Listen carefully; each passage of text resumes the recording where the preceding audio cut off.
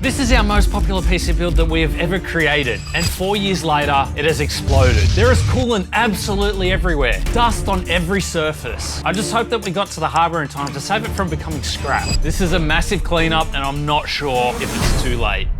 So we've just arrived and the state of the desk is not looking too good. One side actually looks fairly good. We're not sure if liquid has gone in and amongst all of these components, but from first visual sighting, we can't see any in there. The major problem is on this side, and what appears to have happened is the tube has popped out at the back and then coolant has leaked through and underneath onto the floor. We've got coolant in between the distro plate as well, so we're hoping to deep clean everything and really clean it up. Not only that, but there's also dust and stuff through here that we want to try and remove as well to try and make this looking as brand new as possible. Now, as you guys may remember, this was actually our most popular build that we've ever done on the channel and one of our most exciting builds that we've ever complete. So it's going to bring me joy. I know it's going to bring Brian joy as well to get this all fixed up and getting all of the components up and working again. Let's get into it. So first step is removing the liquid. We're going to be installing a tube on this side and we follow the loop around. It ends up over here. We'll install a tube on this side as well, and I'll blow in the tube one way and that'll push all of the liquid out and through here. So yeah, we'll start with that. Let's get into it.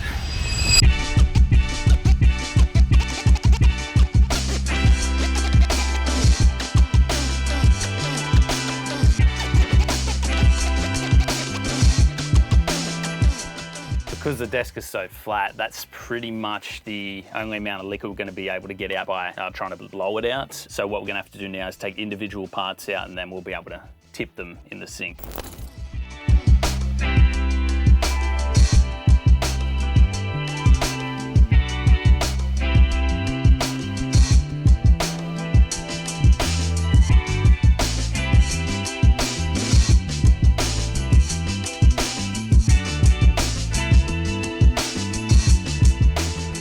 Alright, so we've approximately drained 3 litres of liquid. That's all we can really do for a flat desk PC. So now we're going to take all the parts out individually. Let's get into it.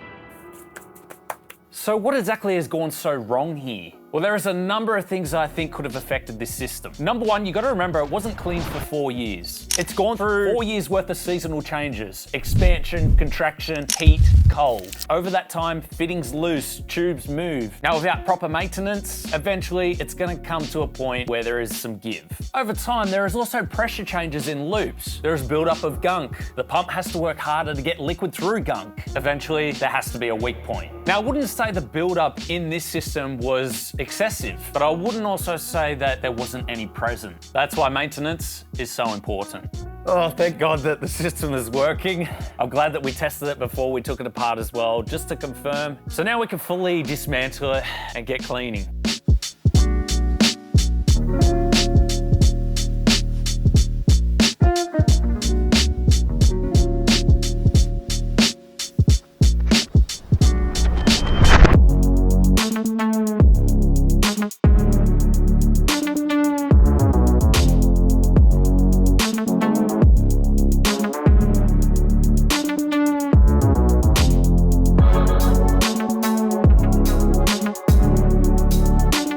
The radiators, you guys know, they're probably the worst part of the build. The most disgusting, the gross. They're absolutely gross. It's not as bad as the previous builds that we've cleaned up, but still they've got some fluff on there and it certainly doesn't look pleasant. Now, as I said, guys, this is 4 years worth of dust buildup. The blower and the hose should be able to remove most of that, and then we'll get in there with the toothbrush to make sure that we clean it right up. I'm worried about the inside of the radiators. I think there is going to be a bit of buildup because it's quite evident that there's buildup in the block and in the pump. So I've got to make sure I get some chemicals in there to try and break that down. Now, there was a bit of leakage damage over the radiator, not too much. So I'm not exactly sure where that particular part came from, but we'll get this all cleaned up and make sure they are leak tested properly.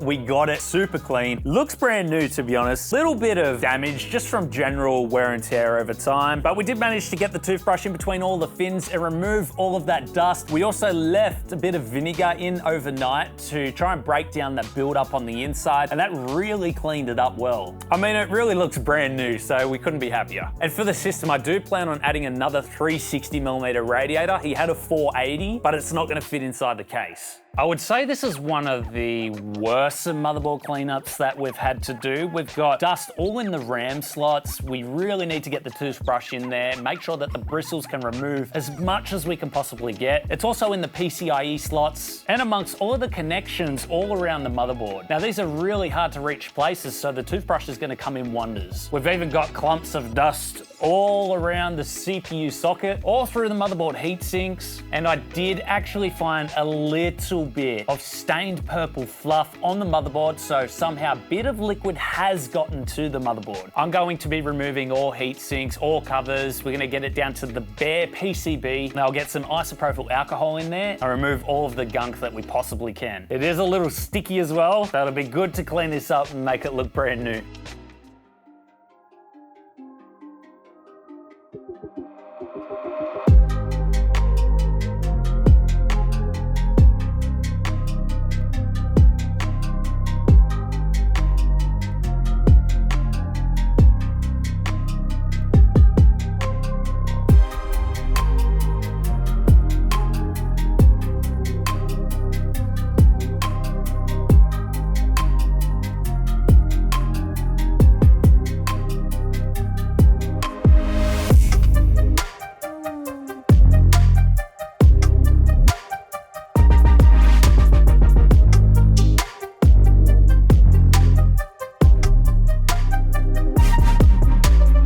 Well, we took this motherboard down to the bare PCB, and I have to say, it cleaned up extremely well. This is one of the dirtiest motherboards that we've ever serviced here on the channel. We did find a little bit of coolant and got that all cleaned up, but the dust on this was absolutely incredible. I actually used the blower in the beginning to get majority of it off. Then I used the toothbrush just to loosen it up. Then we went through with some isopropyl alcohol again with the toothbrush, and then gave everything a final wipe down, and it really cleaned up well. Now, the CPU is the AMD Ryzen Threadripper 3970X, still a beast. And so I feel like he could be using this system for many years to come. The graphics cards don't look too bad at all. There is a little bit of buildup in and amongst all of the plastic parts around the inside of the block, which is not too bad at all. And then at the fins, there is a little bit of black residue. Again, little bits of dirt, could be little bits of O-ring, maybe when the tubes were inserted into the fittings. And then there's a bit of staining on the nickel plating itself. On the inside of the graphics card, there is a lot of dust stuck there as well. This could have to do with the fans in the desk bringing fresh air in straight into the GPU, so it all gets into the sides, and even on the top here, there is so much dust there. So we're going to remove the water block and we're going to apply a fresh batch of thermal paste and get it completely cleaned up.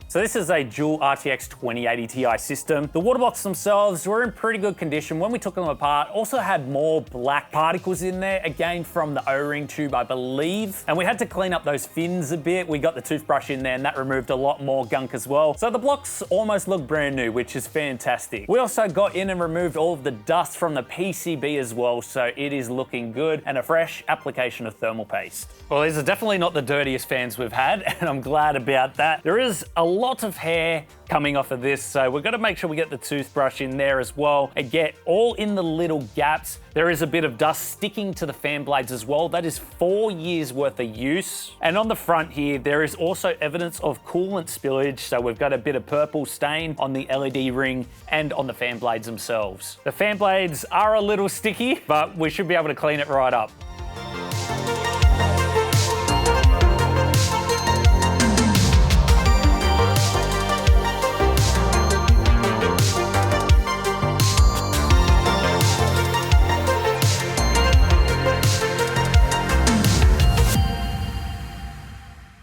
I'm actually really happy with how these fans turned out. We managed to remove the coolant staining that was on the fan blades. And I thought because it had been sitting there for a little bit, it may have stained it, but no, we got it completely off. And all of that dust, it was pretty bad, but managed to get all of that as well. And to be honest, these look brand new. I'm not exactly sure what we're gonna do in the build yet, whether it's gonna be push-pull configuration, but we have plenty of fans to work with.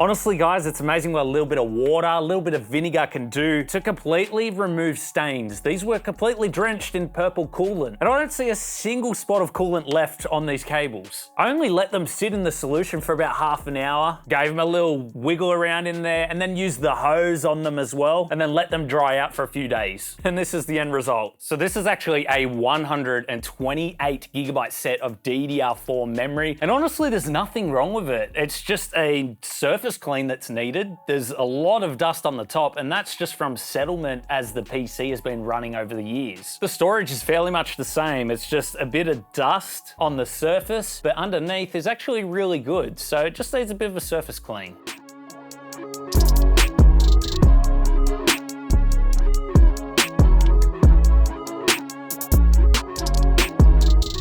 There wasn't really too much wrong with the RAM and the storage. It just needed a good wipe down. I did get the toothbrush in between all of these fins here up the top there, but for the most part, it was just surface dust, so it was quite easy to remove. The CPU block is an interesting one. I'm trying to figure out how the coolant got there, but there is a little bit of leakage at the bottom corner here. There is also some buildup on the inside, so we are going to be taking this right apart, and we're gonna get the toothbrush in between the fins, because it looks like there's also some gunk stuck in there as well. It kind of looks like offcuts of the O-rings, but I'm not exactly sure until I get in there. The build-up from first look doesn't look too bad, but it certainly is there. Then the only other thing is we need to clean up the dust and the thermal paste on the back.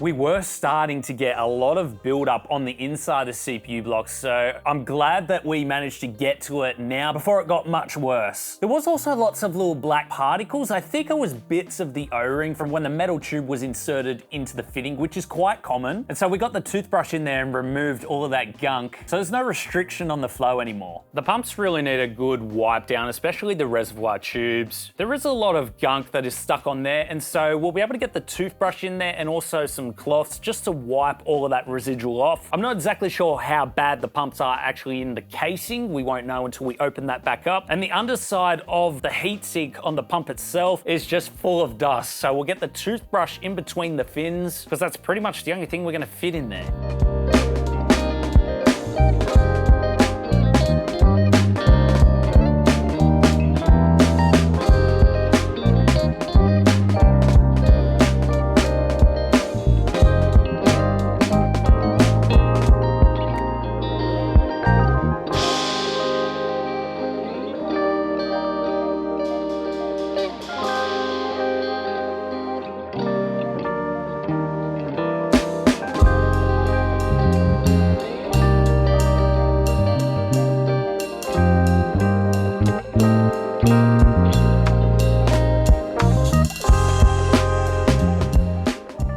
The reservoirs are probably one of the more dirtier parts of the system. We had a lot of settlement where the liquid had been sitting for quite a while. In fact, I can even see that the acrylic has slightly been eaten a bit. That's quite disturbing, but we managed to clean it up as best as we can. There is some surface marks and scratches from general wear and tear over time. And we also managed to get all of the dust out of the fins by using the dish brush, and so that looks brand new there as well. So the power supply for the system is the Corsair AX1600i. I can see a lot of dust over it. Not too bad on the inside, but mainly on the outside, especially where all the connections go into the power supply. There's also a little bit of coolant spillage on the top here. I can see some purple, and on the front here, just a tiny bit, but it doesn't look like it's actually gone into the power supply. I am going to try and open it up to take a deeper look as well and get all of the dust on the outside. But for the most part, this does look like it just needs a simple wipe over.